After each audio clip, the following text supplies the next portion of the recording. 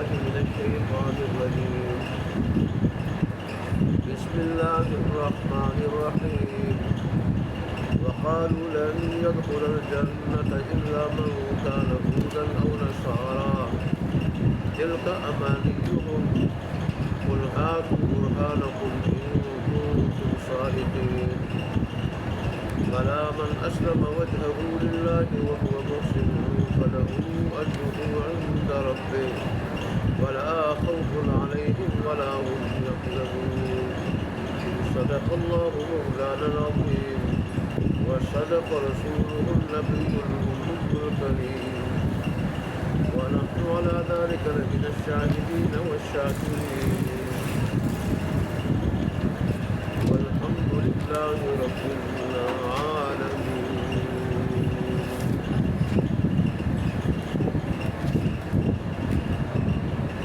یہود و نصارہ کی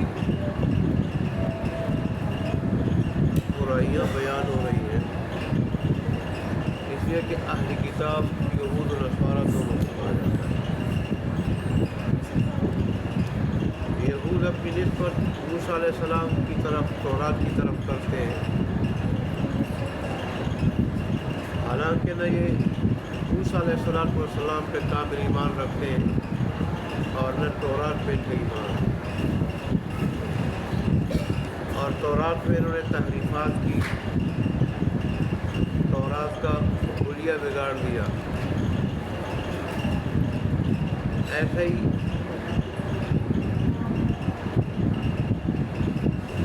نصارہ،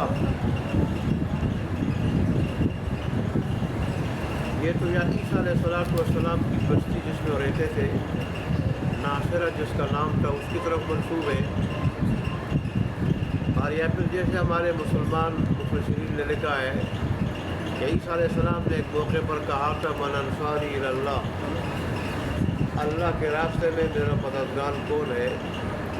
تو قال الحواریون نحن انصار اللہ، تو حواریوں نے کہا تھا کہ ہم اللہ کے دین کی مدد کرنے والے ہیں اور اللہ کے دین کی مددگار ہیں، اللہ کے دین کی اشاعت میں، لوگوں کو اس کی طرف بلانے میں ہم آپ کے معاون ہیں۔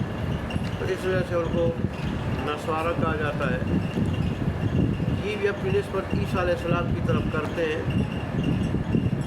اور انجیل کی طرف، لیکن نہ ان کا عیسیٰ علیہ السلام پہ ایمان ہے اور نہ انجیل پہ ان کا ایمان ہے۔ کہ عیسیٰ علیہ السلام کو کبھی اللہ کا بیٹا کہہ دیتے ہیں، کبھی تین خداؤں میں سے ایک کہہ دیتے ہیں، اور کبھی کہتے ہیں کہ اللہ تبارک و تعالیٰ نعوذ باللہ عیسیٰ علیہ السلام کی شکل میں، عیسیٰ علیہ السلام کی شکل میں دنیا میں آئے، عیسیٰ علیہ السلام کی شکل میں اللہ نے حلول کیا۔ تو یہ سارے کے سارے عقائد میں وہ کیا ہیں؟ یہ انجیل کے خلاف ہے۔ تو اس لیے تو علماء کہتے ہیں کہ نہ ان کا انجیل پہ ایمان ہے اور نہ عیسیٰ علیہ السلام کے اوپر ایمان ہے، کہ عیسیٰ علیہ السلام کی تعلیمات کے خلاف ان کے عقائد و نظریات۔ تو بہرحال اللہ تبارک و تعالیٰ نے ان دونوں کی برائیاں بیان کی مسلمانوں کے سامنے، اور مقصد کیا تھا کہ مسلمان ان برائیوں سے اپنے آپ کو بچائے، ان برائیوں سے اپنے آپ کو بچائے، یہود و نصارہ کی طرح قرآن کو پس پوچھ نہ ڈالے اور قرآن میں تحریفات نہ کرے، قرآن پہ عمل کرے، قرآن کے وعدوں اور وعیدوں پہ ایمان ہو، یقین ہو، وعدوں کو اپنائے، وعیدوں سے اپنے آپ کو بچائے، وعدوں کے اپنے آپ کو مصداق بنائے اور وعیدوں سے اپنے آپ کو بچائے جو سزائیں ہیں۔ تو اس لیے اللہ تبارک و تعالیٰ نے اہل کتاب کی برائیاں بیان کی کہ مسلمان ان کی روش پہ نہ چلے اور وہ قرآن پہ مکمل عامل ہوں، رسول اللہ صلی اللہ علیہ وسلم کی سنت پہ عمل کرنے والے ہوں۔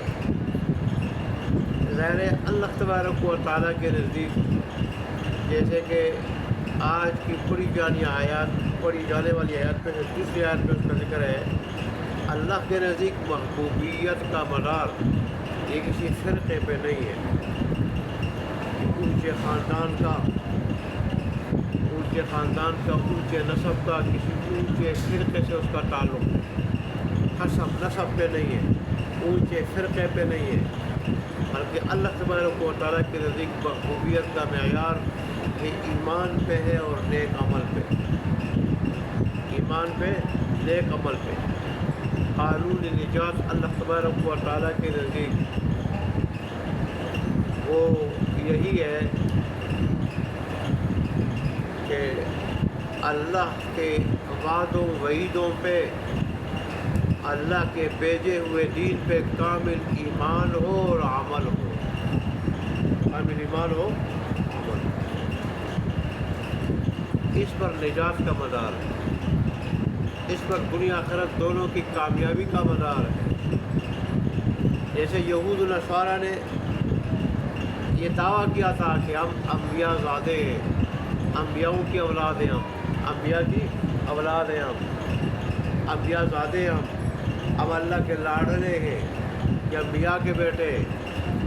اور دیکھیں اللہ تبارک و تعالیٰ نے بنی اسرائیل میں انبیاء کا سلسلہ جاری کیا، کتنے انبیاء ہیں ہزاروں کی تعداد میں، کتنی کتابیں آئی ہیں، لہذا ہم ہی جنت میں جائیں گے، ہمارے سوا کوئی اور جنت میں نہیں جائے گا۔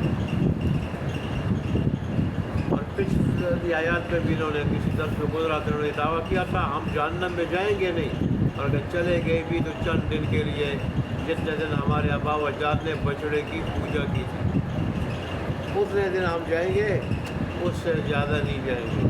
وہاں بھی اللہ تبارک و تعالیٰ نے فرمایا تھا کہ تمہارے پاس اس کی دلیل کیا ہے، ثبوت کیا، اور یہاں بھی انہوں نے یہی کہا ہے۔ پہلی آیت میں اس کا ذکر ہے کہ جنت میں ہرگز داخل نہیں ہوگا مگر وہی جو یہودی ہو، مگر وہی جو عیسائی ہو۔ یہودی کہتے تھے کہ جنت میں یہودی جائیں گے، عیسائی کہتے تھے کہ جنت میں عیسائی جائیں گے، ان دو کے علاوہ کوئی جنت کے قریب بھی نہیں جائے گا۔ یہاں بھی اللہ تبارک نے فرمایا کہ یہ ان کی جھوٹی آرزویں ہیں، باطل خواہشات ہیں، باطل خواہشات۔ میرے حبیب ان کو کہہ دو کہ اگر تم سچے ہو تو اس پہ کوئی دلیل لے آؤ۔ دراصل جب لوگ نبی کے علم و عمل سے کٹ جاتے ہیں، نبی کے علم و عمل سے کٹ جاتے ہیں، نبی کے علم و عمل سے لوگوں کا رشتہ کٹ جاتا ہے، تو پھر خواہشات ان کے نظریات بن جاتی ہیں۔ لوگوں کی خواہشات، جھوٹی آرزوئیں وہ لوگوں کے عقائد بن جاتی ہیں، وہ جھوٹی خواہشات لوگوں کے عقائد بن جاتی ہیں جب علم و عمل کا رشتہ نبی کی تعلیمات سے کٹ جائے۔ اور ظاہر ہے اب تو نبوت کا دروازہ بند ہو چکا ہے رسول اللہ کے آنے کے بعد، تو اب نبی کے علم و عمل سے رشتہ جوڑنے کا ایک ہی راستہ ہے کہ علماء کی مجالس میں بیٹھا جائے، وہ درس قرآن کی مجلس ہو یا درس حدیث کی مجلس ہو یا جمعے کی مجلس ہو، ان میں بیٹھا جائے اور ان سے اللہ اور اس کے رسول کی باتیں سنی جائیں، اور سے کتاب اللہ اور رسول اللہ صلی اللہ علیہ وسلم کے ارشادات سنے جائیں۔ یہ ایک طریقہ ہے۔ جو لوگ آج کل علماء سے کٹے ہوئے اللہ اور اس کے رسول کی باتیں سنتے نہیں ہیں، تو ظاہر ہے وہ دین سے دور ہے، اور جب دین سے دور ہے تو وہی لوگ غلط عقائد کے، غلط نظریات کے اور بے عملی کے شکار۔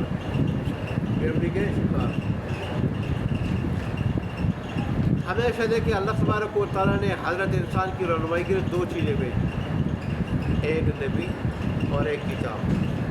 نہ کتاب پہ اکتفا کیا اللہ نے اور نہ صرف نبی پہ اکتفا کیا، کتاب بھی بھیجی، نبی بھی بھیجا۔ نبی کو تو اس کتاب کی تشریح کے لیے، تفسیر کے لیے، وضاحت کے لیے، اور اس کتاب پہ، شریعت پہ عمل کرنے کا طریقہ بتانے کے لیے کہ اس پہ عمل کرنے کا کیا طریقہ ہے، عملی نمونہ بھیجا اللہ تبارک و تعالیٰ نبی کی شکل۔ تبارک اللہ اس طرح کر سکتے ہیں کہ قرآن کو بھیج دیتے، خانہ کعبہ کے اوپر رکھا دیتے اور پھر لوگوں کو کہتے ہیں کہ اس کتاب میں میرا قانون ہے، اس پہ عمل کرو. نہیں، اللہ نے امام الانبیاء کو بھیجا، ساتھ امام الانبیاء. اور ساتھ فرمایا لقد کان لکم فی رسول اللہ اسوۃ حسنہ لمن کان یرجو اللہ والیوم الآخر. تم میں سے جو قیامت کے دن پہ ایمان رکھتا ہو تو محمد عربی کو لے کے جیسے ان کی زندگی ہے، جیسے ان کا عمل ہے قرآن پہ، ایسا تم بھی کرو. دوسری جگہ اللہ خود فرماتے ہیں قرآن میں ہم نے آپ کو اس لیے بھیجا کہ آپ قرآن کو واضح کر دیں ان کے سامنے، قرآن کی تشریح کر دیں، قرآن بیان کرے، قرآن پہ عمل کا طریقہ بتا دیں ان کے سامنے. اس لیے ہم نے آپ کو بھیجا. جیسے رسول اللہ نے فرمایا صلوا کما رأیتمونی اصلی، لوگوں جیسے تم مجھے دیکھ رہے ہو نماز پڑھتے ہوئے اس طرح نماز پڑھو. میرا رکوع کس طرح اس طرح رکوع کرو، میرا سجدہ کس طرح اس طرح سجدہ کرو، میرا قیام کس طرح اس طرح قیام کرو. نماز کی جو ظاہری شکل ہے مجھے دیکھو کہ میں نے وہ شکل تمہیں کس طرح بتائی، وہ حیت کس طرح بتائی ہے، میں کس طرح رکوع کرتا ہوں، سجدہ کرتا ہوں، قیام کرتا ہوں. تو اللہ نے حضرت انسان کی رہنمائی کے لیے دو چیزیں بھیجی. رجال اللہ بھی اللہ کے مقرب بندے انبیاء کی شکل میں، اور پھر انبیاء کے نائبین ان کے براہ راست شاگردوں، پھر ان کے شاگردوں کی شکل میں، اور ساتھ میں نا وہ کتاب اللہ کی شکل میں، اپنی کتاب کی شکل میں. آخری جو سلسلہ اللہ نے بھیجا وہی تھا، وہ بھی کتاب اللہ قرآن کی شکل میں، امام الانبیاء رسولان کی شکل میں. لیکن رسول اللہ صلی اللہ علیہ وسلم کے دنیا سے جانے کے بعد اب یہ چیز علماء کے سپرد ہے کہ قرآن وہ سمجھا دے، قرآن وہ سمجھا دے. البتہ دعوت و تبلیغ ہر کوئی کر سکتا ہے، ہر مسلمان کی ذمہ داری ہے دعوت و تبلیغ، اس کے طریقے علماء سے پوچھے. لیکن لوگوں دین پہ عمل کرنا، لوگوں کو بلانا، یہ سب کی ذمہ داری ہے. قرآن کی تعلیم، قرآن کا علم، یہ سمجھانا، قرآن سکھانا، یہ علماء کی ذمہ داری. اللہ اور اس کے رسول کی باتیں بتانا، سمجھانا، احکام سمجھانا، یہ علماء کی ذمہ داری.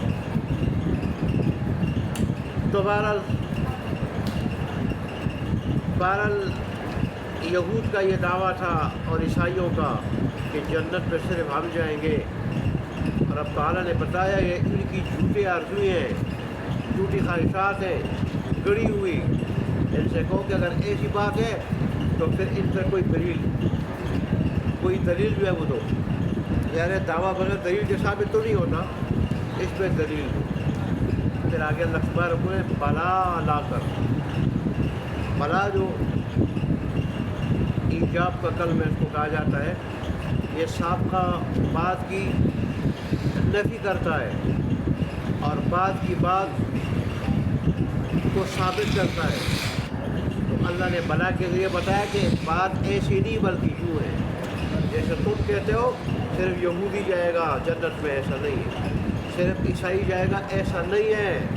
بلکہ بات یہ کہ من اسلم وجہہ للہ وہو محسن، جو بھی اپنی ذات کو اللہ کا تابع کر دے، اللہ کا تابع کر دے، کہ اللہ کے بھیجے ہوئے دین کا تابع کر دے، اس پہ مکمل عمل کرے، وہو محسن، اور وہ اس دین پہ عمل کرنے والا ہو، نیکی کرنے والا ہو، وہ جنت میں جائے، وہ جنت میں جائے گا. اور اس کے لیے اجر ہے اس کے رب کے نزدیک، اس کے لیے اجر ہے اس کے رب کے نزدیک. اور ظاہر ہے دنیا میں جو یہ دو کام کرے گا کہ اپنے آپ کو تابع کرے اللہ کے سامنے، اللہ نے جو کچھ بھیجا اس پہ دل سے ایمان ہو، دل سے ایمان ہو، زبان سے اس کا اقرار ہو، اور پھر دل سے ایمان، تصدیق اور زبان سے اقرار کے ساتھ ساتھ اس پہ عمل بھی ہو، اللہ کے اس بھیجے ہوئے پروگرام پہ، دین پہ عمل بھی ہو. تو فرمایا یہی لوگ ہیں کہ ان کو اللہ کے یہاں اجر ملے گا. ہاں ایمان نہ ہو پھر کوئی جو ہے نا پہاڑوں جتنے اعمال کرے ان کا کوئی وزن نہیں، وہ کچرے کی طرح، راکھ کی طرح اڑ جائیں گے، ان پہ کوئی اجر نہیں ہے. ایمان کے ساتھ نیک عمل ہو، دین پہ عمل ہو، نیک اعمال ہو، نیکیاں بھی ہوں، تو اللہ فرماتے ہیں کہ ایسے لوگوں کے اوپر پھر قیامت کے دن نہ کوئی خوف ہوگا اور نہ وہ غمگین ہوں گے۔ گزرے ہوئے زمانے پہ غمگین نادم نہیں ہوں گے کہ انہوں نے اللہ کی چاہت کے مطابق زندگی گزاری ہوگی، تو گزرے ہوئے زمانے پہ غمگین نہیں ہوں گے، اور آنے والے وقت میں کسی سزا کا ان کے اوپر خوف نہیں ہوگا۔ یہی ہے قانون نجات کہ اللہ اس کے دین کا تابع ہو جائے اور نیک اعمال بجا لائے، نیک اعمال بجا لائے، اس دین پہ عمل بھی کرے، اس پہ ایمان بھی ہو، یقین بھی ہو، اس پہ عمل بھی ہو، اخلاص کے ساتھ عمل ہو، اللہ کی رضا کے لیے عمل ہو، تو یہی لوگ ہیں کہ جن کو جنت ملے گی، جنت کے مستحق لوگ ہیں۔ یہودی غلط کہتے ہیں، دیکھیں جی ترجمہ، وقالو، اور کہتے ہیں یہ اہل کتاب، لن يدخل الجنت الا من كان هودا او نصارى، ہرگز جنت میں داخل نہیں ہوگا مگر وہ جو یہودی ہو یا عیسائی ہو، جن کا مانی ہو۔ اللہ فرماتا ہے یہ ان کی جھوٹی خواہشات ہیں، گڑی ہوئی جھوٹی آرزویں ہیں۔ قل، آپ کہہ دیجیے، ہاتھ برہانکم، لے آؤ اپنی دلیل، ان کنتم صادقین، اگر تم سچے ہو اپنے دعوے میں، بلا، کیوں نہیں، من اسلم وجہ للہ، یعنی کیوں تو جنت میں داخل نہیں ہوگا وہ شخص، من اسلم وجہ للہ، جس نے تابع کیا اپنی ذات کو اللہ کا، جس نے تابع کیا اپنی ذات کو اللہ کا، اللہ کے واسطے، وہ محسن، اور نہ وہ نیکی کرنے والا ہو، دین پہ عمل کرنے والا ہو، فَلَهُ أَجْرُهُ عِنْدَ رَبِّهِ، بس اس کے واسطے اس کا اجر ہے اس کے رب کے پاس، اس کے رب کے پاس۔ بات و ذرہ کے برابر عمل ہوگا، وہ بھی دیکھ لے گا، اچھا ہوگا برا ہوگا، اللہ بڑا قدردان ہے۔ ذرے کے برابر عمل ہوگا، اللہ اس کو بھی محفوظ رکھے گا، اس کا صلہ دے گا، اجر دے گا اللہ تبارک و تعالیٰ۔ اور رسول اللہ صلی اللہ علیہ وسلم نے فرمایا، ان اللہ لا ينظر الى صورکم والوانکم بل ينظر الى قلوبکم واعمالکم، کہ اللہ نہ تمہاری شکلوں کو دیکھتا ہے نہ تمہاری رنگتوں کو دیکھتا ہے، بلکہ اللہ تبارک کو تمہارے دلوں کو، تمہارے اعمال کو دیکھتا ہے۔ ایک آدمی نسب کے اعتبار سے کچھ بھی نہ ہو، شکل صورت کے اعتبار سے کچھ بھی نہ ہو، لوگ اس کو کچھ نہیں سمجھتے، لیکن اس کے دل میں ایمان ہے اور اس کا عمل جو ہے وہ کیا ہے، نیک ہے، اللہ کے نزدیک اس کا بڑا مقام ہے۔ ایک آدمی بڑا خوبصورت ہو، اعلیٰ نسب کا ہو، ایمان نہیں، کا عمل نہیں ہے، اللہ کے نزدیک کا کوئی مقام نہیں۔ رسول اللہ صلی اللہ علیہ وسلم نے فرمایا تھا حجۃ الوداع کے موقع پر کہ عرب کو عجمیوں پہ کوئی برتری نہیں، کوئی برتری نہیں سوائے تقویٰ۔ تقویٰ کے ساتھ برتری حاصل کر سکتا ہے، ہم عربی ہو یا عجمی ہو، تقویٰ نہیں تو پھر کوئی برتری نہیں۔ ان اکرمکم عند اللہ اتقاکم، بے شک تمہارے رب کے نزدیک تم میں سب سے زیادہ عزت والا، جو تم میں سب سے زیادہ متقی اور پرہیزگار۔ اللہ ہمیں متقی پرہیزگار بنا دے۔ اچھا جی، وہ مقصر ہو، نیکی کرنے والا ہو، فَلَهُ أَجْرُهُ عِنْدَ رَبِّهِ، بس اس کے واسطے اس کا اجر ہے اس کے رب کے پاس، وَلَا خَوْفٌ عَلَيْهِمْ، اور ان کے اوپر کوئی خوف نہیں ہوگا، وَلَا هُمْ يَحْزَنُونَ، اور نہ وہ غمگین ہوں گے۔ اللہ تعالیٰ ہمیں عمل کرنے کی توفیق عطا فرمائے۔ وآخر دعوانا ان الحمد للہ